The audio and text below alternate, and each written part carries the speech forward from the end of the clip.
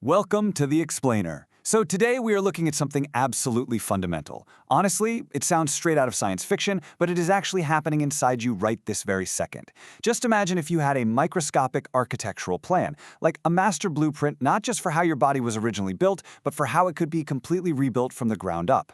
Well, that's the incredible high-energy promise of stem cell technology, and let me tell you, it's completely transforming modern medicine as we know it. It begs a fascinating question right up front. What if the human body actually came with replacement parts?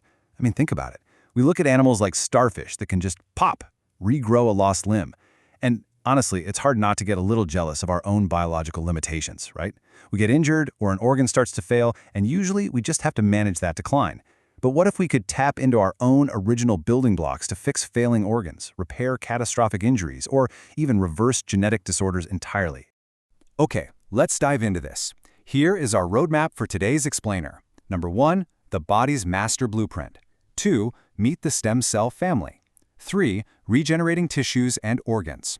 4, ethics and current limitations. And finally, number 5, the future of medicine. All right, starting with section 1, the body's master blueprint. Let's get right into it.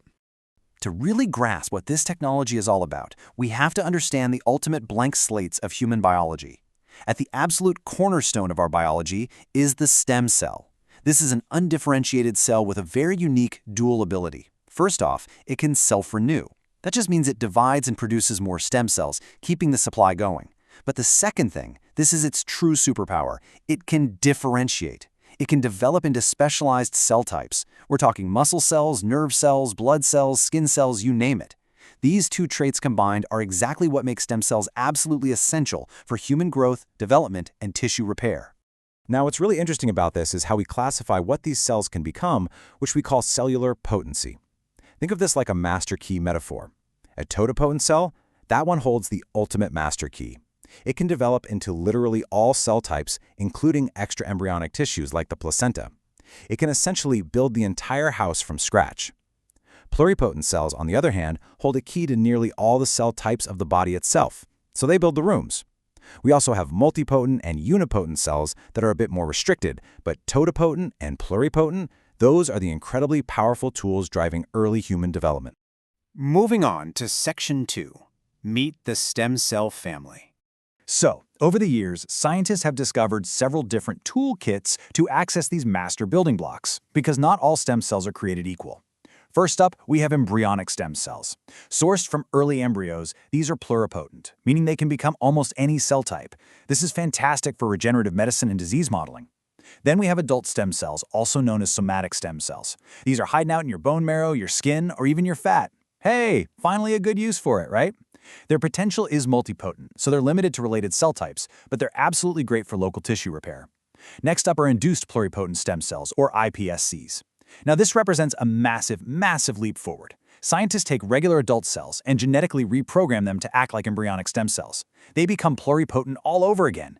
This means we bypass the ethical hurdles associated with embryos entirely, and we can make them directly from a patient's own cells. And finally, we have perinatal cells. These are safely sourced from the umbilical cord or placenta and are multipotent, largely used for treating blood disorders. Let's move along and see how this builds. How exactly does a single cell become a viable medical tool? Well, the journey happens in 4 main steps. Step 1 is isolation, carefully and safely collecting the cells.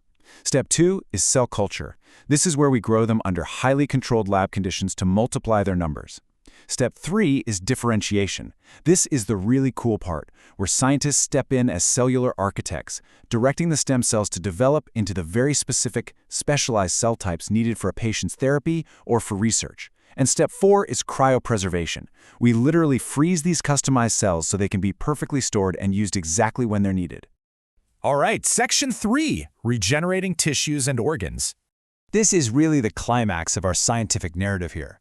We're looking at how scientists are taking these cellular blueprints and using them for major architectural repairs inside the human body. Because the ultimate goal of this entire field is profound. We're talking about replacing damaged tissues and repairing whole organs. For decades, medicine has basically been about managing the symptoms of a failing organ with medication or maybe implanted devices. But stem cell technology represents a profound shift. It's the potential to literally rebuild failing human hardware from the ground up.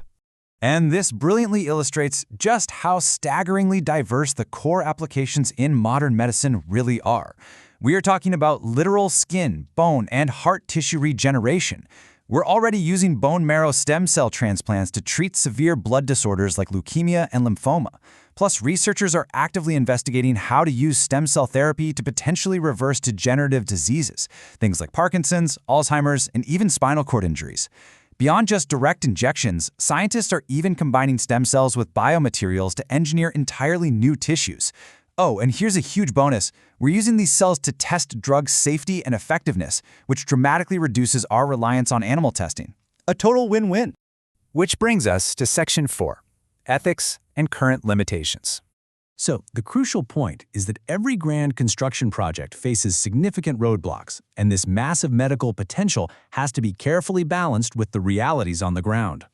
On one hand, we have these incredible advantages, regenerating damaged tissues, creating personalized therapeutic approaches, curing previously incurable diseases, and just generally deepening our understanding of human development. But we have to weigh those against some very real limitations. These therapies face extremely high treatment costs and tough technical challenges. Biologically, there's a real risk of immune rejection or even the possibility of uncontrolled cell growth, which could form tumors. Furthermore, there are ongoing ethical debates regarding the use of human embryos as well as complex societal issues surrounding commercialization and informed consent.